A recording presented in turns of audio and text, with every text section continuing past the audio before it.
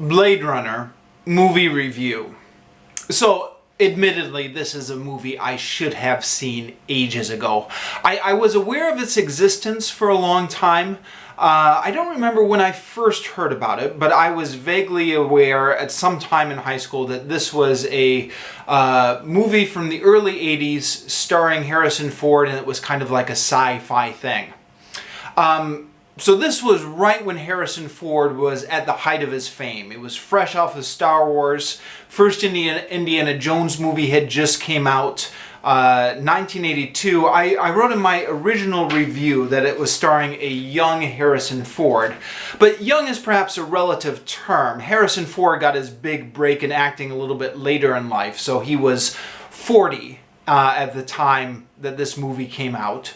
But definitely much younger than he is now, and you know, about the same age he was when he was doing the Indiana Jones movies and the Star Wars movies. So, in his prime, at the height of his fame, and I thought, okay, great, this will be another classic Harrison Ford beats up the bad guys just like Star Wars and Indiana Jones, and it was on TV on cable one night when I was in high school, and I tried to watch it, and I just got bored and changed the channel.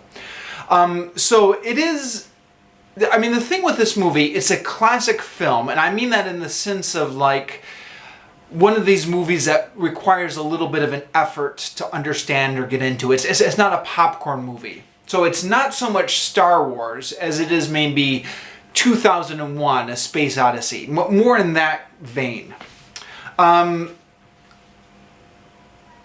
Now that I'm a little bit older, I've decided to give the film a try and sit all the way through it.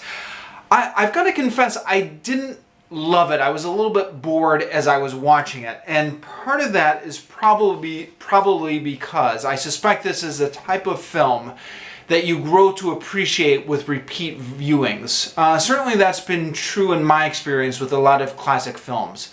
I didn't like Citizen Kane the first time I saw it. I grew to like it as I saw it more and more.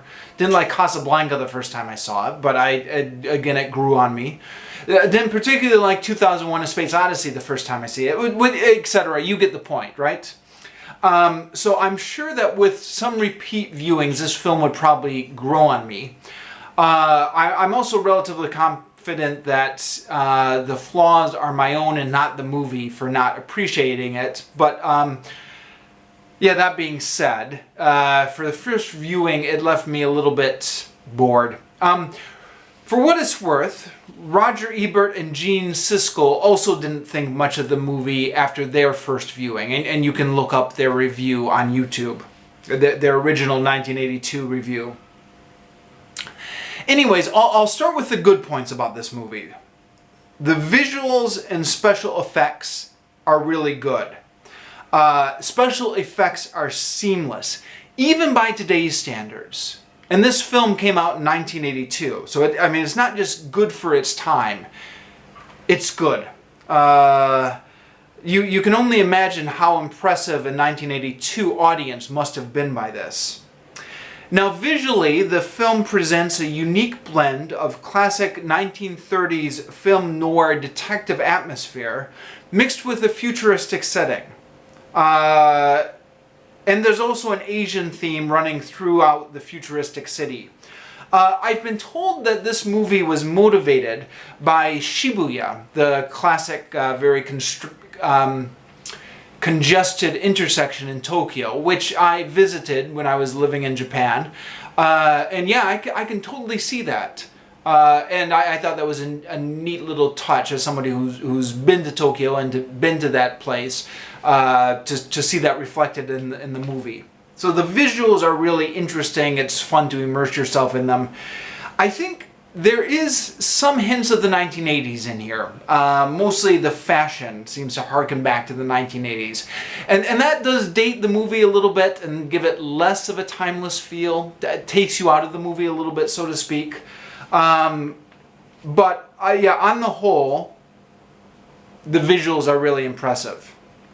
The symbolism.